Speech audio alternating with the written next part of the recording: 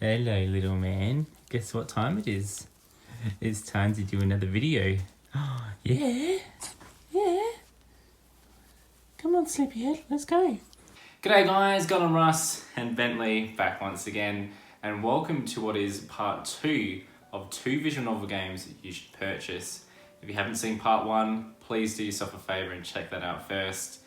But without further ado, let's jump on in and check out our first game, which is Raging Loop, also known as Rai Jinji Loopy in Japanese. Raging Loop was also developed by Kemco. Raging Loop begins with Haruki going on a road trip with his bike. He gets lost on the way and has no idea where he is.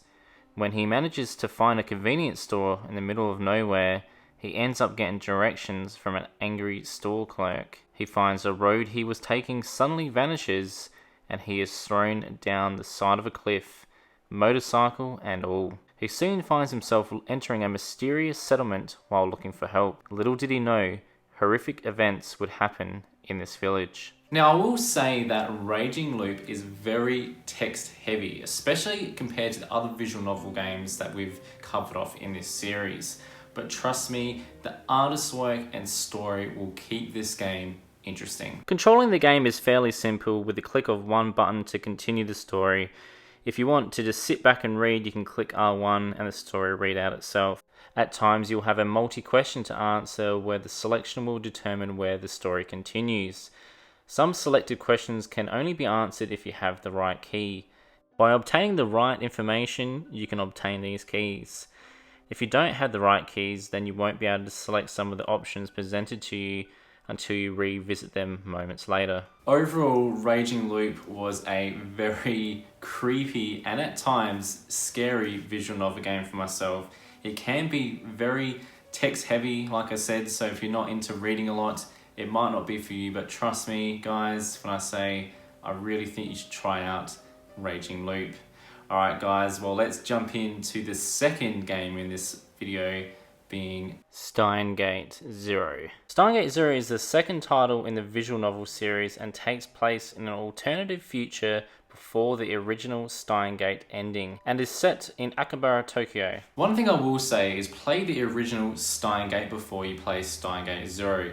Now it's not essential, but it does tie up the two stories really well. Steins Gate Zero's story is seen from several characters' viewpoints: the university student, the time traveler, and the neuroscientist. The character Akabe becomes a tester for artificial intelligence AI system Artemis. As you the player read text and dialogue, you'll find it will change the story and affect the direction of the plot.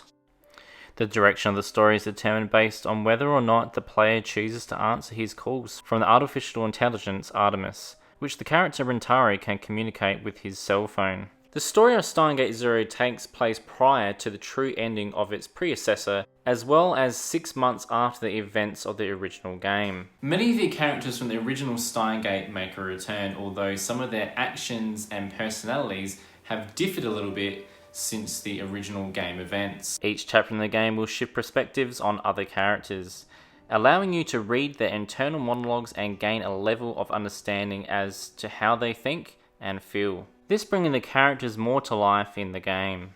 As you play through Steins Gate Zero, you'll find the story splits into 2 main branches, which in turn branch into the game's different endings. Steins Gate Zero has 5 routes to complete and a final episode unlocked after everything else is cleared and extra conditions are met. Steins Gate Zero would have to be one of my all-time favourites visual novel games, and I had an absolute pleasure talking to you guys about it. Hopefully it sparked some interest in you picking the game up.